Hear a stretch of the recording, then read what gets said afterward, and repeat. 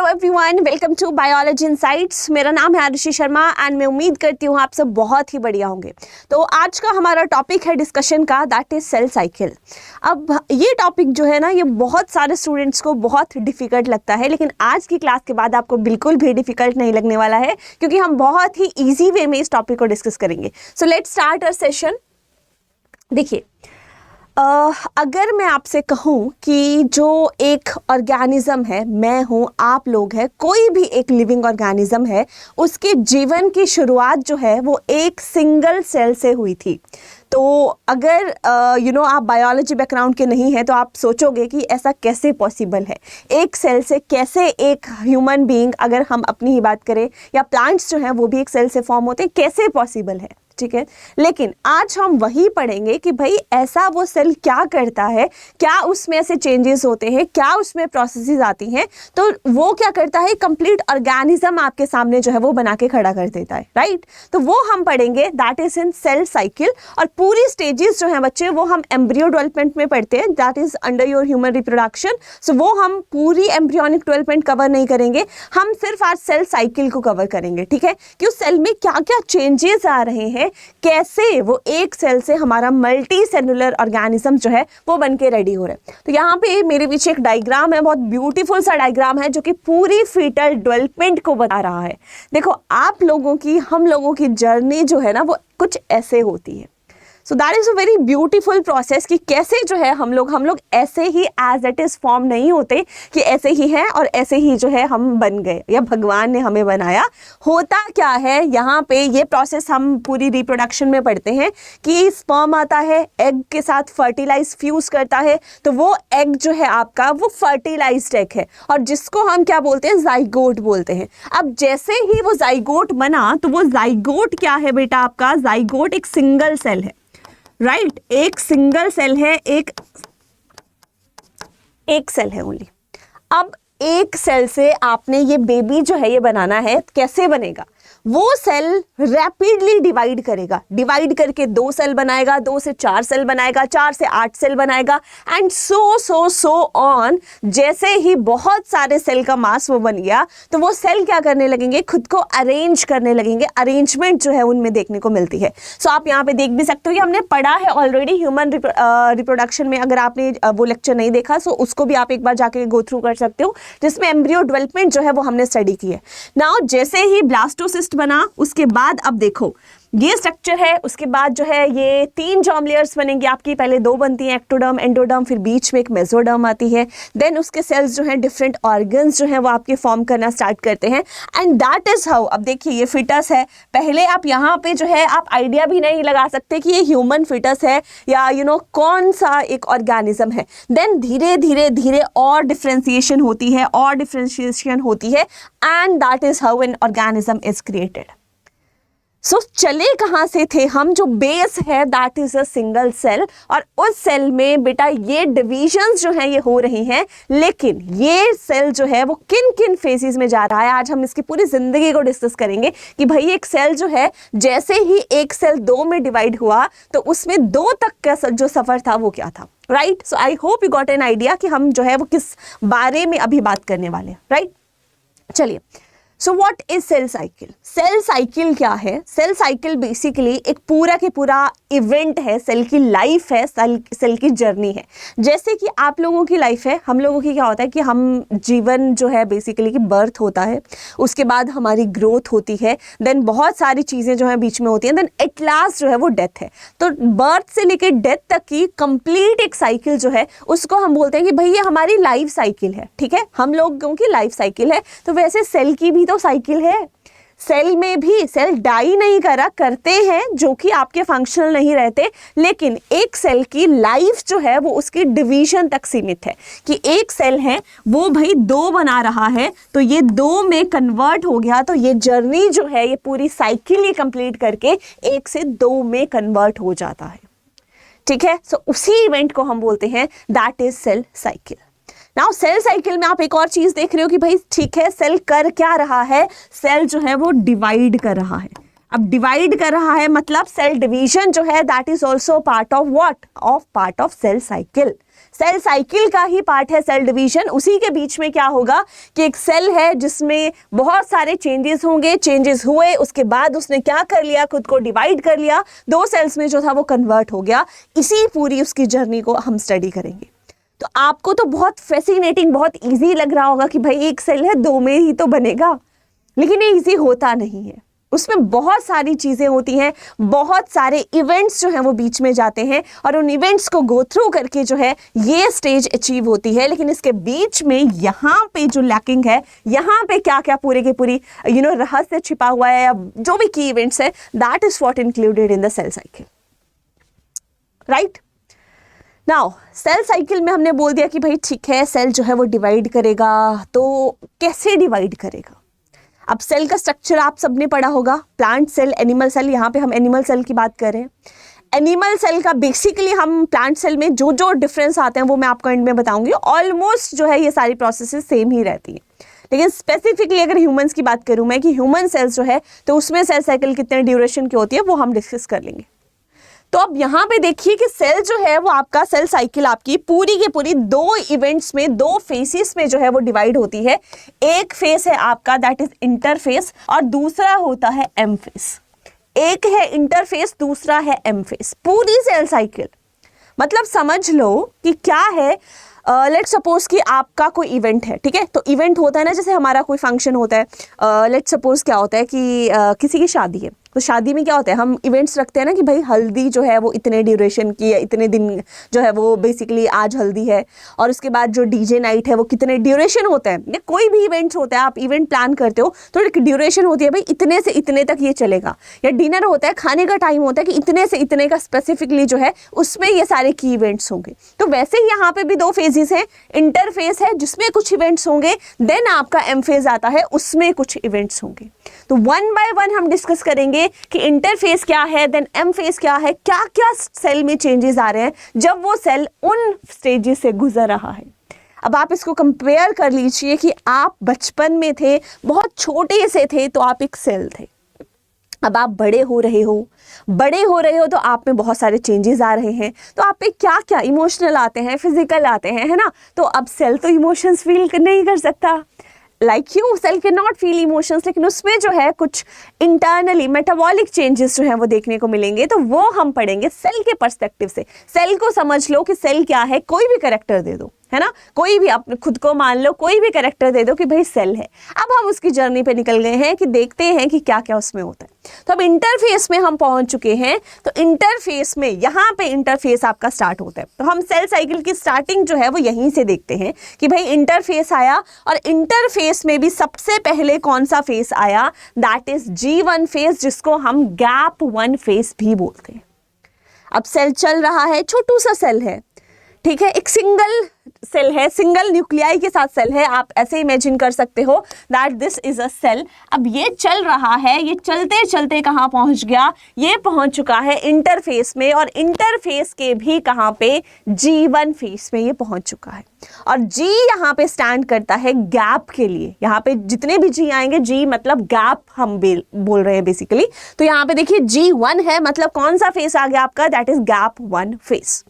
अब इसको हम डिस्कस करेंगे कि गैप 1 में जाएगा तो क्या होगा, उसके बाद कौन से फेस में जाएगा, S फेस में जाएगा, देन जो है वो G2 में जाएगा। तो उसमें क्या क्या चेंजेस जो हैं उसमें देखने को मिलने वाले हैं। पहले ड्यूरेशन की बात कर लेते हैं कि क्या ये सेल साइकिल की, ठीक है, यहाँ से यहाँ जा रहा है, यहाँ से यहाँ जा रहा है, सेकेंड्स में हो जाता है। क्या ये बिल्कुल सेकंड्स की प्रोसेस है या मिनट्स की प्रोसेस है या तो सालों की प्रोसेस है? तो बच्चे ना तो सेकंड्स की है, ना तो महीनों की है, ना तो सालों की, कुछ दिन की, डेज की होती है बेसिकली। ह्यूमंस में तो अगर मैं स्पेसिफिकली बात करूँ, ये 24 आवर्स की रहती है। मतलब एक सेल, ये cell only and only 24 hours में 2 सेल्स में डिवाइड हो जाएगा। इसको 2 बनाने के लिए यहाँ पे 24 आवर्स चाहिए इन ह्यूमंस। ह्यूमंस की मैं बात कर रही हूँ यहाँ पे, इसको 24 आवर्स चाहिए ह्यूमंस में, ठीक है। वहीं अगर मैं बात करूँ ईस्ट में, सबकी अलग है, सबकी जर्नी अलग है। ऐसा नहीं है, देखो आपकी जर्नी अलग होती है, आपकी फ्रेंड की जर्नी अलग होती है, आपके रिलेटिव्स की जर्नी अलग होती है, आपके पेरेंट्स की जर्नी अलग रही होगी, तो वैसे सेल्स की भी सब में, ह्यूमन की सेल्स की अलग रहेगी, ईस्ट में अलग रहेगी, प्लांट्स में अलग रहेगी, सबकी जर्नी जो है ऑल्दो बहुत अलग नहीं रहती है, लेकिन फिर भी कुछ हद तक जो है वो अलग रहती है। अब ईस्ट में क्या होगा, ईस्ट में ये सारी प्रोसेस जो है ये आपका 90 मिनट्स में होगा। उसको 24 आवर्स नहीं चाहिए, वो 90 मिनट्स में ही पूरी प्रोसेस कर लेगा एंड वो सेल जो है वो 2 में डिवाइड हो जाएगा। सो ड्यूरेशन जो है वो आपके डिपेंड करती है, वेरी करती है from cell to cell, from organism to organism. It can vary कि कहाँ पे कौन से ऑर्गेनिज्म में कितने ड्यूरेशन की सेल साइकिल जो है वो आपकी रहने वाली है। सो इतना पता लग गया, ये चीज़ क्लियर हो गई। जल्दी से कमेंट करके मुझे बता देना, कहीं भी बच्चे डाउट आता है, बीच में कहीं भी डाउट आता है किसी भी पॉइंट पे, जल्दी से आपने कमेंट करके बताना है कि भाई ये चीज़ क्लियर नहीं हुई, यहाँ पे डाउट आ गया, राइट। सो 2 फेजेस है, इंटरफेस है, एम फेस है। ड्यूरेशन पूरी साइकिल की बोल रही हूँ मैं, एक की नहीं, ओनली इंटरफेस की पूरी साइकिल की duration that is 24 hours in humans and 90 minutes in east. Now अब वो सेल चल के मैंने बोला कहाँ पे आ चुका है, यहाँ पे आ चुका है, एंटर हो गया है कौन से फेस में, एक नई दुनिया में, जीवन फेस में, जो कि है गैप फेस। अब जैसे आप लोग हैं, हम लोग हैं, हम किसी भी नई जगह जाते हैं ना, तो हमें लगता है यार हम कैसे वहाँ पे एडजस्ट होंगे या हम कैसे वहाँ पे सरवाइव करेंगे। तो अब सेल जो है वो भी नए नए फेस में एंटर हो चुका है, तो उसमें भी कुछ ना कुछ चेंजेस जो हैं वो आ रहे हैं, क्योंकि कहीं भी एडजस्ट होने के लिए कुछ ना कुछ चेंजेस जो हैं वो आपको डेफिनेटली आप अपने अंदर जो है वो करने होते हैं। तो अब सेल भी चेंज कर रहा है। क्या चेंज कर रहा है? वो अपने में ग्रोथ कर रहा है, बेसिकली मेटाबॉलिकली एक्टिव है, और वो क्या कर रहा है, वो ग्रो करी जा रहा है खुद को। क्यों ग्रो कर रहा है? क्यों ग्रो कर रहा है? एट लास्ट उसने डिवीजन ही करनी है, लेकिन ग्रोथ उसने अभी यहां से स्टार्ट कर दी, क्योंकि आगे आने वाली जर्नी जो है वो और ज्यादा उसकी खास होने वाली है। तो उसने क्या किया, उसने ग्रो करना खुद को स्टार्ट कर दिया। तो यहां पे बच्चे क्या होता है, बेसिकली ग्रोथ आपकी देखने को मिलती है इन गैप 1 फेज।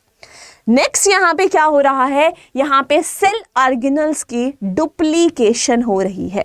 डुप्लीकेशन मतलब वो क्या करेंगे, खुद को बेसिकली रेप्लिकेट करेंगे, डुप्लीकेट करेंगे, 1 से 2 में कन्वर्ट हो जाएंगे। अब सोचिए क्यों ऐसा होगा, क्योंकि इसी एक सेल ने बेटा 2 सेल जो है वो बनाने हैं।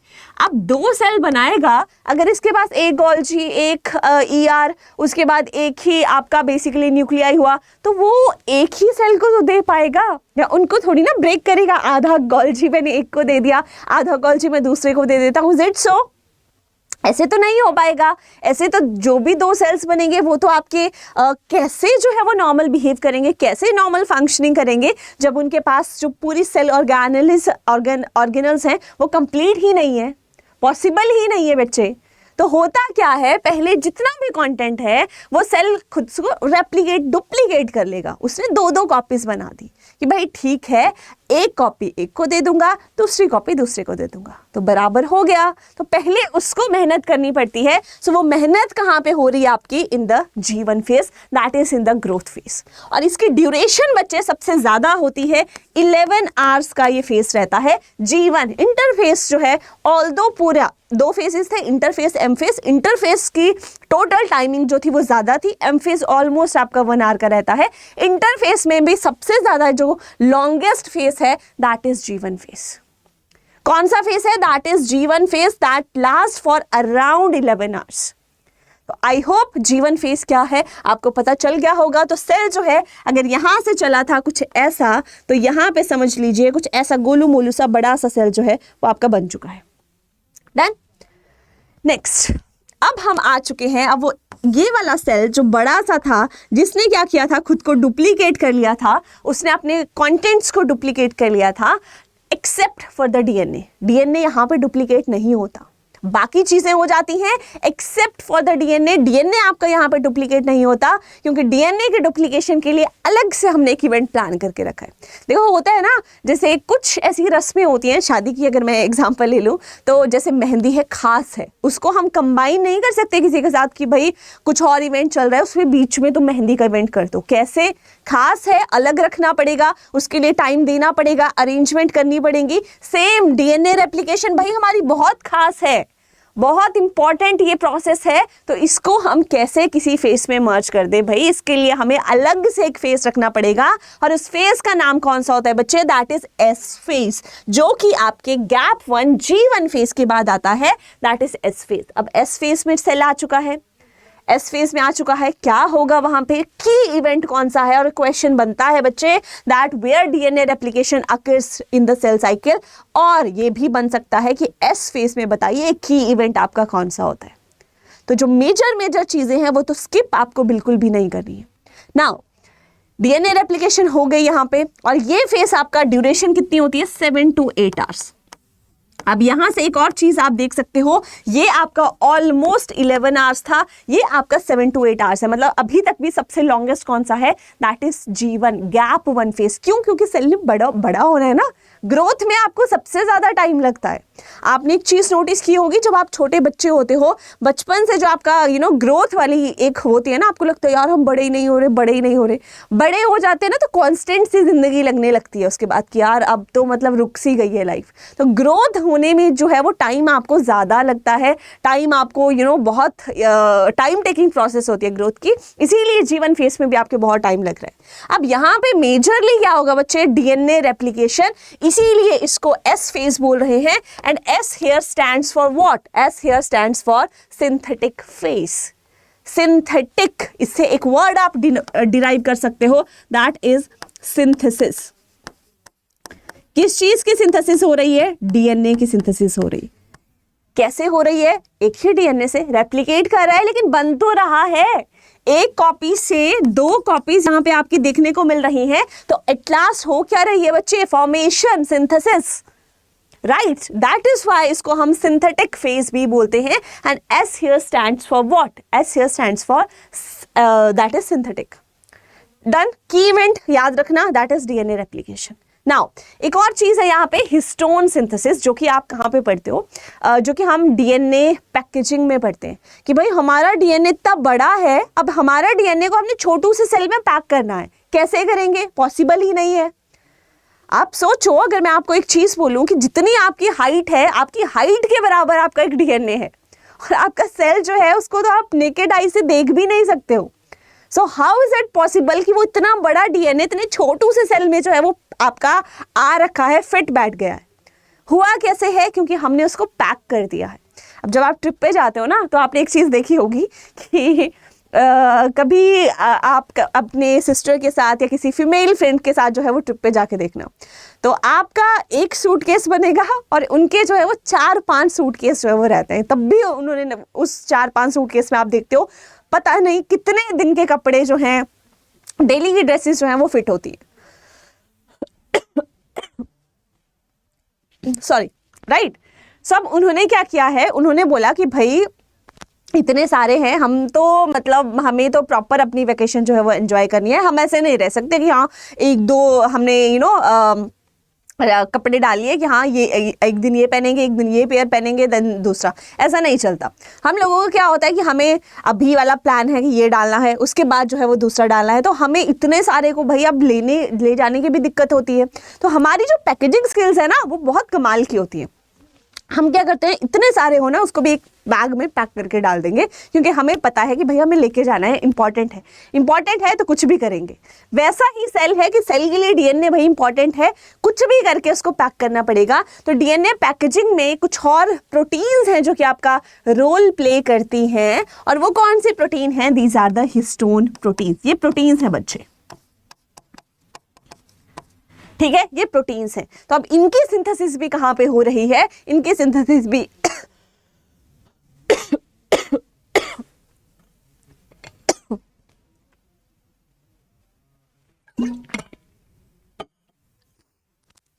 Sorry, right. सो इनकी सिंथेसिस भी आपकी एस फेस में ही हो रही है, क्योंकि आगे इनकी भी नीड पड़ने वाली है, डीएनए को पैक भी तो करना है, राइट। तो ये सारा आपका एस फेस में जर्नी चल रही है। अब चलते चलते सेल कहाँ पे पहुंच चुका है, देखो यहाँ से चला था सेल, यहाँ से 200 सेल था, उसके बाद यहाँ आके थोड़ा बड़ा हुआ, उसके बाद यहाँ आके उसने और बड़ा जो था उसने अपने डीएनए को भी रेप्लिकेट कर लिया, ठीक है। तो यहाँ पे आप बोल सकते हो कि एक कॉपी से 2 कॉपीज आपकी देखने को मिल रही हैं। अब आ चुका है सेल कहाँ पे, G2 फेस में। Now G here again stands for what, जल्दी से बताओ व्हाट, क्योंकि ये तुम्हें मैं बता चुकी हूँ कि जहां पे भी G आएगा G stands for gap face है, लेकिन नाम हमने बदल दिया, 2 मैंने लिख दिया, मतलब गैप 1 आ चुका है, अब गैप 2 आ रहा है। गैप का मतलब ये नहीं हुआ कि उसमें कुछ भी नहीं होगा, गैप का मतलब ये हुआ कि मेजर की इवेंट्स बहुत ज्यादा, जैसे डीएनए रेप्लिकेशन इज अ की इवेंट, वो आपका गैप फेस में नहीं होगा। उसमें जस्ट सेल जो है वो मेटाबॉलिकली तो एक्टिव है, ग्रोथ करेगा बेसिकली, और खुद को प्रिपेयर करेगा किस चीज के लिए, जो अगला इंपॉर्टेंट इवेंट जो है वो आने वाला है।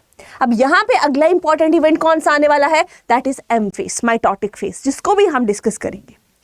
अब ये पूरा के पूरा फेस होता है ना, ये दोनों से इनसे शॉर्टर होता है, अराउंड 4 आवर्स तक जो है ये आपका G2 फेस रहता है, अराउंड 4 आवर्स, ठीक है। तो आपने देखा पहला 11 आवर्स का था, दूसरा 7 to 8 आवर्स का था, और तीसरा 4 आवर्स का। तो सबसे इंपॉर्टेंट, सबसे ज्यादा लेंदी फेस तीनों में इंटरफेस में क्वेश्चन बन सकता है, क्योंकि यही तो है एनटी का काम कि बिल्कुल डीप से डीप में आपसे क्वेश्चन पुट करना कि बताओ इंटरफेस में भी सबसे लॉन्गेस्ट फेस कौन सा होता है, तो आप बोलेंगे that is G1 face. Duration भी पूछी जा सकती है, that is around 10 to 11 hours आप बोल सकते हो। डन। नेक्स्ट, अब ये फेस जो है ये दोनों फेस से शॉर्टर है। अब इसमें क्या कर रहा है, इसमें भी प्रिपेयर करेगा सेल, खुद को मेंटली वो प्रिपेयर कर रहा है कि भाई अब मुझे डिवाइड होना है। अब वो घड़ी आ चुकी है जब पूरी की पूरी प्रोसेसेस जो है, जितना मैंने मेहनत की थी, होता है ना तुम्हारा एग्ज़ाम है और तुमने पूरा साल जो है वो मेहनत करी है, तो वो अंतिम घड़ी जो होती है ना, जो 1-2 रातें जो होती हैं एग्जाम से पहले वाली, उसमें तुम खूब खुद को प्रिपेयर करते हो कि भाई यही है, और आप मेंटली फिजिकली हर तरीके से खुद को प्रिपेयर करते हो। अब सेल मेंटली तो कर नहीं सकता, ऑटोमेटिकली वो फिजिकली करेगा, राइट। तो अब उसने क्या किया, उसने खुद को प्रिपेयर किया, एंड किस चीज़ के लिए वो प्रिपेयर कर रहा है कि एम फेस में भाई मुझे जाके क्या होना है, डिवाइड होना है। साथ में हर एक पॉइंट पे, हर एक फेस में क्या होते हैं बच्चे, कुछ मैं बोल सकती हूँ पुलिस वाले खड़े होते हैं। पुलिस वाले क्या करते हैं पुलिस वाले क्या करते हैं, चेकिंग करते हैं। तो यहाँ पे क्या होता है, बहुत सारे हर एक फेस के बाद आपके चेक पॉइंट्स आते हैं। क्या आते हैं, चेक पॉइंट्स आते हैं। Now what are these checkpoints, आपने सुना होगा अगर कि सेल साइकिल चेक पॉइंट्स जो हैं वो यहाँ पे आते हैं। अब कभी आपने देखा होगा ना कि पुलिस वाले जगह जगह खड़े रहते हैं, आते हैं, रोकते हैं, जो भी सस्पिशियस उनको लगता है कि अच्छा बताओ लाइसेंस है, नहीं है तो एकदम से चालान हो जाता है तुम्हारा। होता है, नहीं होता है, हुआ भी होगा तुम में से बहुत के साथ, है ना। जिसके साथ हुआ एक बार कमेंट करके बताना। तो यहाँ पे भी क्या होगा कि भाई इतने सारे की इवेंट्स हो रहे हैं और आगे चल के भी इतने की इवेंट्स होने वाले हैं। So how is it possible कि बस आंखें बंद करके वो सेल चलाई जा रहा है। इतना बेवकूफ नहीं है वो सेल, बहुत इंटेलिजेंट है। तो वहां पे कर क्या रखा है, चेक पॉइंट्स बेटा लगा दिए गए हैं, और हर एक फेज के बाद लाइक दिस G1 फेज के बाद यहाँ पे चेक पॉइंट होगा, यहाँ पे चेक पॉइंट होगा। और वो चेक पॉइंट करेगा क्या, वो बेसिकली चेक करेगा कि अच्छा इस फेज में तुम ये करके आए हो। बेसिकली तुम्हारा असेसमेंट टेस्ट है कि तुमने इतनी पढ़ाई करी, बताओ तुम्हें क्या समझ आया, और तुम्हें जो तुमने लिखा है, तुमने जो पढ़ा है, समझा है, वो सही है या नहीं है। यही सारी चीज़ें यहाँ पे चेक की जाती हैं कि यहाँ पे पूरा के पूरा सेल ने जो भी चीज़ें हुई, जो भी सिंथेसिस हुई, तो वो एक्यूरेट है, नहीं है। यहाँ पे डीएनए रेप्लिकेशन हुई कि भाई उसमें कुछ गड़बड़ तो नहीं है, कहीं हमारा डीएनए गलत रेप्लिकेट तो नहीं हो गया। अगर गलत हो चुका है तो उसको फिर जो है वो आपका रिपेयर के लिए भेजा जाता है। अगर डैमेज है, कुछ भी है, अगर रिपेयर नहीं होती तो उसके बाद उस प्रोसेस को हॉल्ट कर दिया जाता है। वो आप फर्दर हायर क्लासेस में पढ़ते हो कैसे इसको रेगुलेट किया जाता है, वो हमारा यहाँ पे पार्ट नहीं है, बट आपको पता होना चाहिए। ऑल्दो यहाँ पे क्या होते हैं बच्चे, सेल साइकिल चेक पॉइंट्स जो हैं वो आपके यहाँ पे देखने को मिलते हैं। ठीक है, अब यहाँ पे फाइनल चेक हो चुका है। अब फाइनल चेक के बाद जब अप्रूवल मिल जाएगा, ग्रीन सिग्नल मिल जाएगा, तो ग्रीन सिग्नल के बाद सेल कहाँ पे जाएगा, सेल जाएगा अब एम फेस में। इंटरफेस अब देख लो मिला के कितने घंटे का होगा, 11 आवर्स, ठीक है, यहाँ से इंटरफेस को आप बेसिकली कैलकुलेट कर सकते हो, दैट इज 11 + 8 + 4, राइट। तो ऑलमोस्ट यू कैन से कितने घंटे का ये पूरा के पूरा ड्यूरेशन बन रही है, ठीक है, 22, ऑलमोस्ट 22, 23, 8 to 9 आवर्स आप इसको लेते हो। इस वाले फेस को आप 8 to 9 ले सकते हो, ठीक है, जो आपका एस फेस है बेसिकली। सो 11 आवर्स का फर्स्ट रहता है, उसके बाद 8 to 9 का आपका ये एस फेज रहता है, G1 S, and that is 4 hours, ये आपका G2 फेस रहता है, और उसके बाद 1 आवर का ही आपका जो है वो एम फेस रहेगा। तो इंटरफेस की टोटल ड्यूरेशन कितनी होती है, 23, अराउंड 23 आवर्स जो है वो आपका बेसिकली इंटरफेस रहता है, और 1 आवर का आपका एम फेस रहता है। तो ह्यूमंस की मैं बात करूं, 24 आवर्स में पूरी सेल साइकिल आपकी खत्म हो जाती है, मतलब कंप्लीट सेल जो है अपनी पूरी साइकिल को कंप्लीट कर लेता है। नाउ एम फेस जो है, एम फेस आपका अगेन 2 प्रोसेसेस में डिवाइड है। अब सेल जो है वो एंटर कर चुका है, और am here stands for what, am here stands for basically इसमें माइटोटिक फेस भी हम इसको बोलते हैं। क्यों बोलते हैं, क्योंकि इसमें बच्चे प्रोसेस हो रही है माइटोसिस की, इसको हम माइटोटिक फेस भी बोल रहे हैं। किस चीज की वजह से, क्योंकि इसमें पहले आपकी माइटोसिस होती है। नाउ व्हाट इज माइटोसिस, अगर आपने नहीं पढ़ा है तो माइटोसिस को आज हम डिस्कस करेंगे, और एक और आपकी सेल डिवीजन होती है जिसको हम मियोसिस बोलते हैं, उसको हम नेक्स्ट लेक्चर में किसी दिन डिस्कस कर लेंगे, ठीक है। वो भी बहुत इंपॉर्टेंट है, आपको पता होनी चाहिए। ऑलमोस्ट सेम ही होती है, कुछ चीजें डिफर करती हैं जो कि आपको पता होनी चाहिए। नाउ इसमें क्या होगा, एम फेस में जैसे ही सेल यहां से एंटर कर चुका है, सोचिए यहां से चला था बेचारा यहाँ पे यहाँ पे यहाँ पे, और उसमें क्या क्या हो चुका है अभी तक आपको समझ आ जाना चाहिए कि क्या क्या चीजें हो चुकी है। अब जैसे ही यहां से एंटर हुआ, कहां पे चला गया, माइटोसिस में, जो कि आपका एम फेस के अंदर आता है। और उसमें सबसे पहले क्या होगा बच्चे, 2 प्रोसेसेस होती हैं, first is karyokinesis and second one is cytokinesis. अब मैम क्या है ये, हमें नहीं समझ आ रहा, क्या कैरियोकाइनेसिस, क्या साइटोकाइनेसिस, क्या बोले जा रहे हो।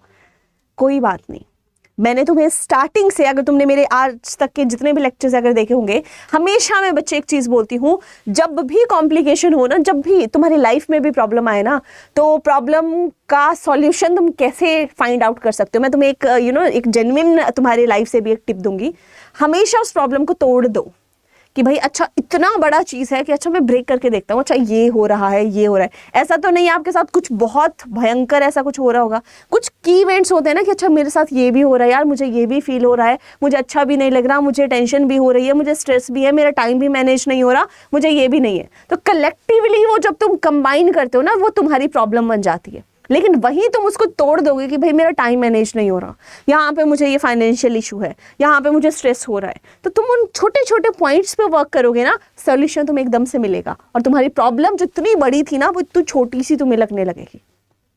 वही बायोलॉजी है।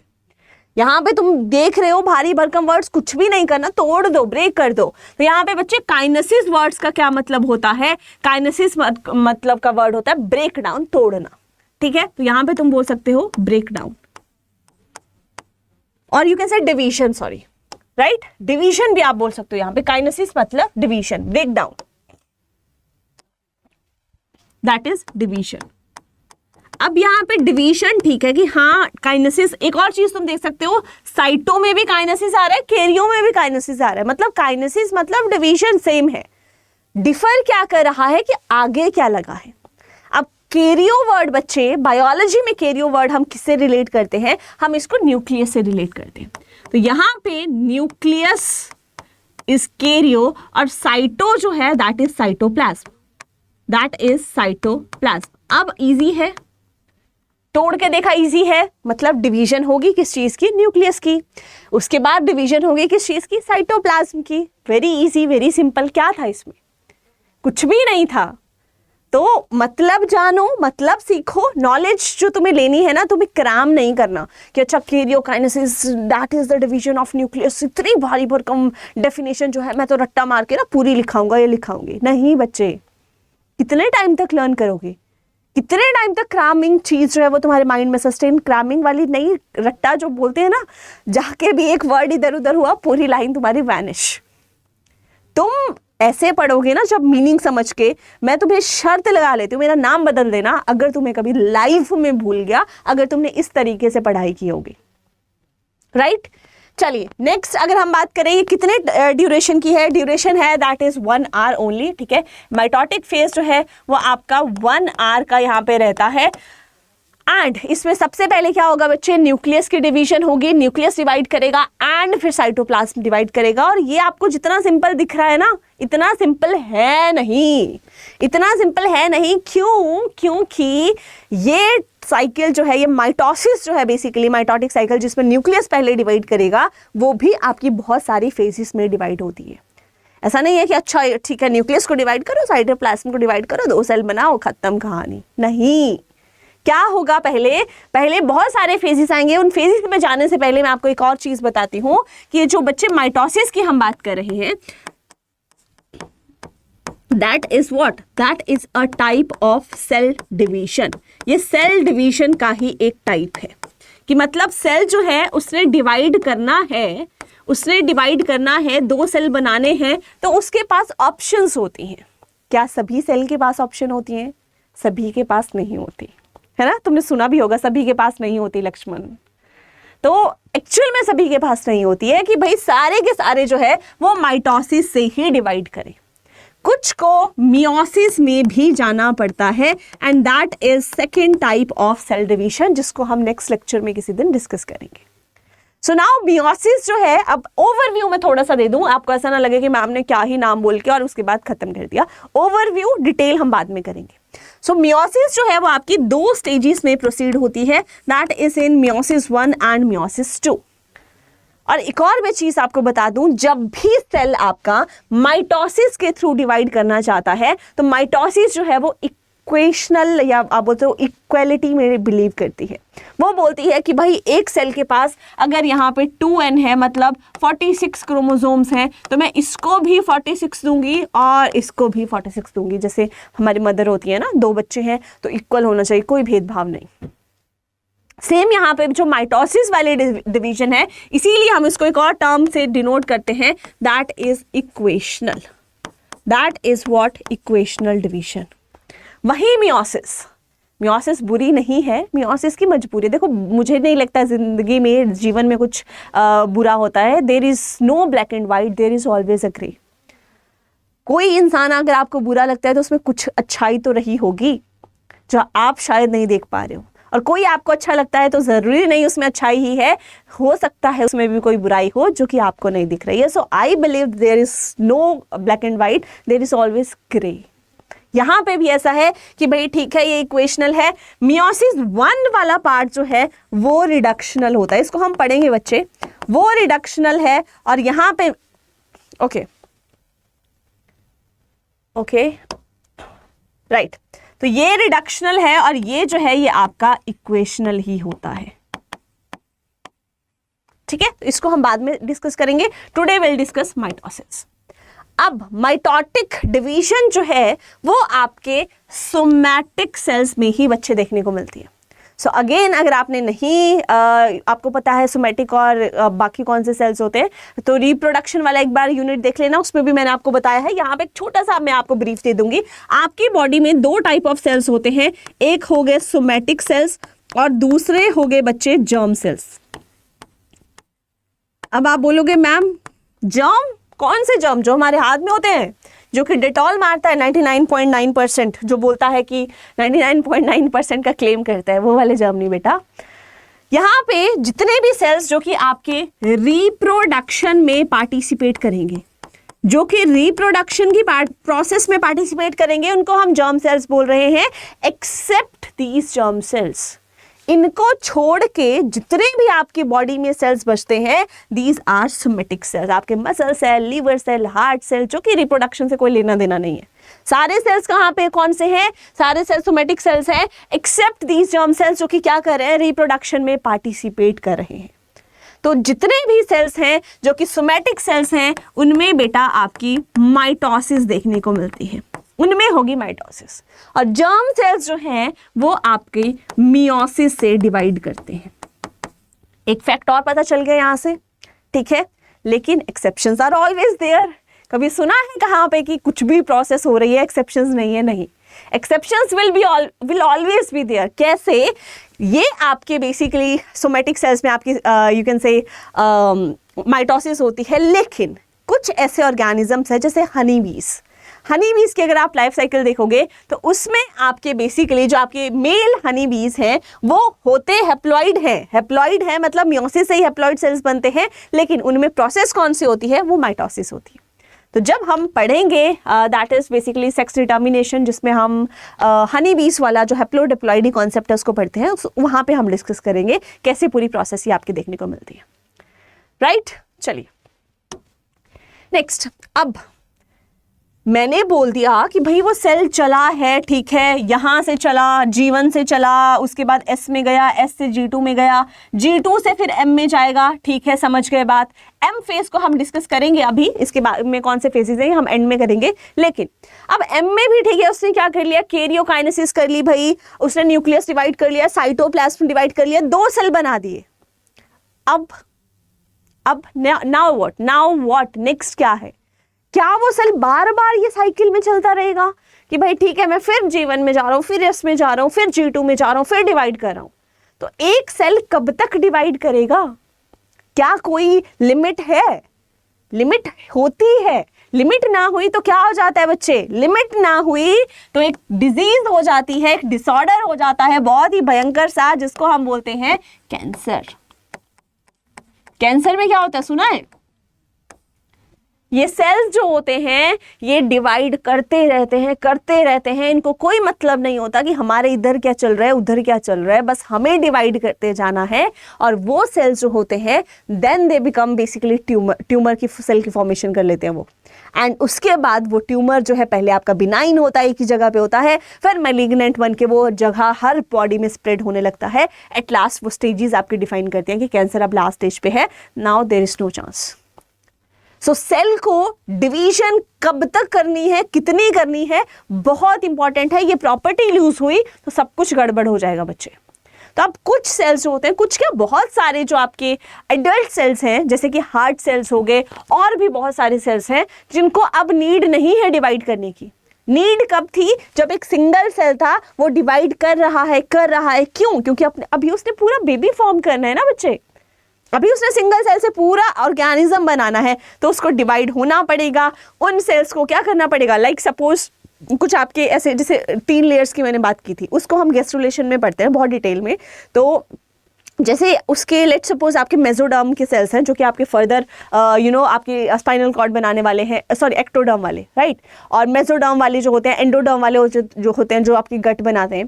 तो अब इनको पता है कि क्या बनाना है, ये ऑलरेडी पता होता है इनको कि हम ये ओरिजिन के हैं, हमें फर्दर चल के ये ऑर्गन बनाना है। तो ये क्या करेंगे? उस अकॉर्डिंगली डिवाइड होंगे कि भाई इतना डिवाइड होके ये ऑर्गन जो है ये हमारा बन चुका है, राइट। अब जब बन चुका है तो बार बार डिवाइड होने का क्या फायदा? अब डिवाइड तो हमें तभी होना है जब तक हमारा पूरा सिस्टम बन चुका है। अब आप लोग हो, आप पे हार्ट बन चुका है, क्या फर्दर वो सेल डिवाइड होकर दूसरा हार्ट बना देंगे, तीसरा बना देंगे? तो आप लोग में मौत चाहिए क्या?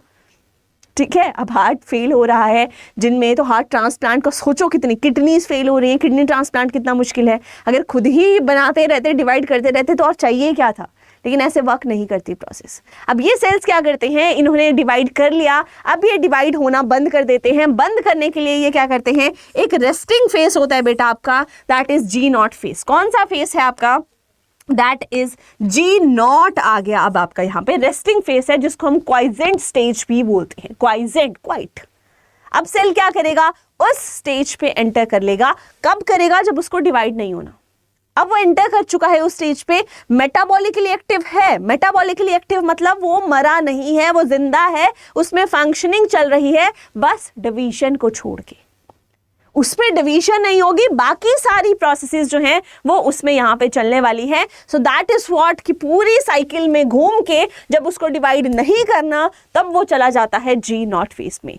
और अगर कहीं डिवीजन की नीड पड़ गई लेटर ऑन लाइफ में भी, अगर कहीं डिवीजन की नीड जो है वो आपकी पड़ जाती है कहाँ पे, that is in later life में भी, तो ऐसा नहीं होता कि आपका यू कैन से वो सेल डिवाइड नहीं कर सकता। वो एक्टिव है यहाँ पे G0 स्टेज में है, वो यहाँ से फिर से जो है वो जीवन में जाके डिवाइड कर लेगा जब नीड पड़ेगी, तो वो उसके लिए रेडी है। लेकिन वो ये बोलता है कि ये मत बोलो यार कि मैं करता ही रहूं, जब नीड ही नहीं है तो मैं क्यों फालतू में डिवाइड करूं। ठीक है, तो that summarise your complete cell cycle. अब एक हमारा माइटोटिक फेस है, उसको हम फटाफट से डायग्राम के थ्रू देखेंगे कि कैसे जो है वो माइटोसिस आपकी होती है। माइटोसिस में जो आपका एम फेस है बेसिकली, तो उसमें सबसे पहले क्या होगा, उसमें कैरियोकाइनेसिस होती है। कैरियोकाइनेसिस मतलब न्यूक्लियस की डिवीजन होगी। तो न्यूक्लियस डिवीजन करने के लिए इंटरफेस के G2 फेस से वो एंटर करता है सबसे पहले प्रोफेस में। फिर बीच में एक स्टेज आती है प्रोमेटाफेस। प्रोमेटाफेस मतलब प्रोफेस का और मेटाफेस की स्टार्टिंग, प्रोफेस की एंडिंग, उस स्टेज को हम प्रोमेटाफेस बोलते हैं। देन मेटाफेस आता है, देन एनाफेस, देन टीलोफेस। जैसे ही टीलोफेस आया, यहां तक आपकी कैरियोकाइनेसिस खत्म है, न्यूक्लियस यहां तक डिवाइड हो चुका है। उसके बाद साइटोकाइनेसिस होगी, मतलब साइटोप्लाज्म डिवाइड करेगा। ठीक है, तो अब इनको हम एक बार डायग्राम से समझेंगे कैसे पूरी प्रोसेस होती हैं। अब यहाँ पे देखो क्या क्या चेंजेस जो हैं वो सेल में होंगे। अब उसका डीएनए भी डुप्लीकेट हो चुका है, राइट। अब क्या होने लगेगा प्रोफेस में। अब प्रोफेस में सोचो न्यूक्लियस है, उसको डिवाइड करना है। अब डिवाइड करने कैसे हम डिवाइड कर सकते हैं। न्यूक्लियस कैसा है, लेट्स सपोज ये आपका सेल है, ये सेल है और इस सेल में यहाँ पे न्यूक्लियस है। न्यूक्लियर मेम्ब्रेन जो है वो आपकी इंटीग्रेटेड है। बिल्कुल कैसे डिवाइड कर सकते हो, पहले तोड़ना पड़ेगा ना उसको, मेम्ब्रेन को तोड़ के उसके बाद जो है उसके कंटेंट्स आपके कुछ डिसइंटीग्रेट होंगे, बहुत सारी चीज़ें होंगी, क्रोमोसोम्स आएंगी, उसके बाद फिर वो अलाइन होंगी, 2 कॉपीज बनेंगी, कैसे कैसे पूरी प्रोसेस होगी, कैसे स्टेजेस होगी। तो यहाँ पे पहले क्या करना पड़ेगा, इस न्यूक्लियर मेम्ब्रेन को हमें तोड़ना पड़ेगा। तो तोड़ने के लिए यहाँ पे क्या होता है बेटा, जो न्यूक्लियर मेम्ब्रेन है वो डिसइंटीग्रेट होने लगती है। साथ में जो यहाँ पे एक और स्ट्रक्चर होता है न्यूक्लियोलस, वो आपका डिसअपियर हो जाता है। क्रोमेटिन जो कि आपका थ्रेड लाइक फाइबर्स होते हैं वो कंडेंस होने लगते हैं और फॉर्मेशन करने लगते हैं किस चीज़ की, क्रोमोसोम्स की। अभी तक क्रोमोसोम नहीं बनी थी, डीएनए डुप्लीकेट हुआ था, रेप्लिकेट हुआ था। अब क्या होने लगेगा, उसके बाद क्रोमेटिन की फॉर्मेशन हो गई थी, थ्रेड लाइक स्ट्रक्चर्स। नाउ वो कंडेंस होने लगेंगे और क्या बनाएंगे, क्रोमोसोम्स बनाएंगे। और क्रोमोसोम्स के जो ये सेंट्रोसोम्स हैं बेसिकली यहाँ पे, सॉरी जो यहाँ पे सेंट्रोसोम्स हैं, ये भी क्या करेंगे, ये सेपरेट होने लग जाएंगे। यहाँ पे सारे इवेंट्स कहाँ पे हो रहे हैं, सारे इवेंट्स आपके प्रोफेस में हो रहे हैं। साथ में आप यहाँ पे देख सकते हो, यहाँ पे बेसिकली ये स्पिंडल्स, ये जो आप फाइबर देख सकते हो ना, ये स्पिंडल फाइबर्स की फॉर्मेशन जो है वो भी होने लग जाएगी एट लास्ट, क्योंकि यही क्रोमोसोम्स को खींच के जो है वो साइड में लेके आएंगे और 2 बनाएंगे, देन वो डुप्लीकेट करके अपनी नेक्स्ट कॉपी बनाएंगे। नाउ प्रोमेटाफेज में क्या होता है, यहाँ पे देखो न्यूक्लियर एनवलप जो है वो क्या हो चुका है, डिसइंटीग्रेट हो चुका है, डिसेंबल हो चुका है। नाउ क्रोमोसोम्स जो है उन्होंने 2 काइनेटोकोर्स जो है वो बना दिए हैं और दोनों अलग अलग एंड पे जो है वो यहाँ पे बन चुके हैं। ठीक है, तो यहाँ पे ये सारी प्रोसेसेस जो है, सारी चीजें आपको प्रोमेटाफेज में देखने को मिलेंगी। ना आ जाओ मेटाफेज में। मेटाफेज में क्या होता है कि जो क्रोमोसोम्स है, आप क्रोमेटिन कंडेंस होकर उसने क्रोमोसोम्स बना दी थी। अब वो क्रोमोसोम्स जो है बेटा इक्वेटर पे लाई करने लगती है। इक्वेटर का है तुम्हारा, जैसे यहाँ पे दिस इज द इक्वेटर। अब यहाँ पे क्या होने लगेगा, इक्वेटर में ये क्रोमोसोम्स जो है वो आपकी अलाइन हो जाएंगी और एक प्लेट की फॉर्मेशन करती हैं। That is what, that is metaphase plate. और मेटाफेज में स्पेसिफिकली फीचर है कि मेटाफेज प्लेट की फॉर्मेशन जो है वो आपकी होती है। ओके, ठीक है, सो दैट समराइजेस। उसके बाद एनाफेज है एंड टीलोफेज है, that summarises your cell cycle. Okay, thank you very much.